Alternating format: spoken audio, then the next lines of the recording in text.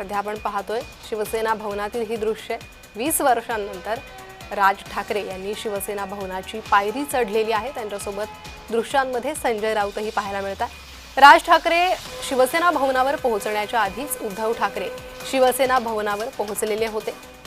शशिकांत शिंदेही शिवसेना भवनावर पोहोचलेले अशी माहिती समोर येते आणि आता या तिन्ही भारतीय जनता पार्टी शिवसेना आणि रिपाईचे जेवढे कार्यकर्ते आहेत या सगळ्या कार्यकर्त्यांनी एक दिलाने या ठिकाणी काम करावं, एकजुटीने काम करावं, मेहनतीने काम करावं। 15 तारखेपर्यंत दिवसाची रात्र आणि रात्रीचा दिवस करावा आणि मी तुम्हाला या ठिकाणी शब्द देतो 16 तारखेचा विजय हा महाविजय असेल, हा माझा तुम्हाला शब्द आहे। एवढंच बोलतो आणि माझं बोलणं संपवतो। धन्यवाद। जय हिंद, जय महाराष्ट्र।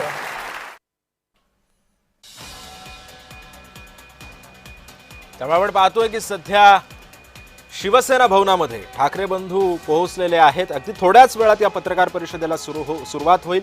या पत्रकार परिषदेतून मुंबईच्या विकासासाठी, मराठी माणसाच्या हितासाठी अनेक मुद्द्यांवरती हे ठाकरे बंधू आपला वचननामा सादर करणार आहेत। सोबतच राष्ट्रवादी काँग्रेस शरदचंद्र पवार गटाचे प्रदेशाध्यक्ष शशिकांत शिंदे हे सुद्धा या पत्रकार परिषदेमध्ये सहभागी असणार आहेत। कारण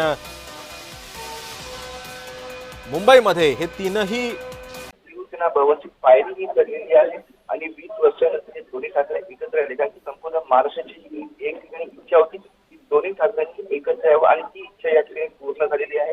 त्यामुळे आपण बघू शकता की जो पहिला मुद्दा मी बोललो की हा महत्त्वाचा मुद्दा दोन्ही ठाकरे, त्यामुळे कुठेतरी मराठीच्या मुद्द्यावर हे सर्व मराठी माणूस आणि महाराष्ट्राची जनता या ठिकाणी कुठेतरी एकमत होऊ शकते आणि या ठिकाणी ठाकरेंना कुठेतरी विजयाच्या बाजूने ओढू शकते।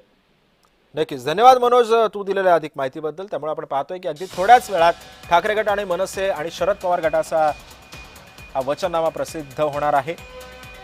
आज संयुक्त वचननामा हा प्रकाशित केला जाणार आहे। शिवसेना भवनमध्ये थोड्याच वेळात या पत्रकार परिषदेला सुरुवात होणार आहे। दुपारी 1 वाजताची वेळ आहे।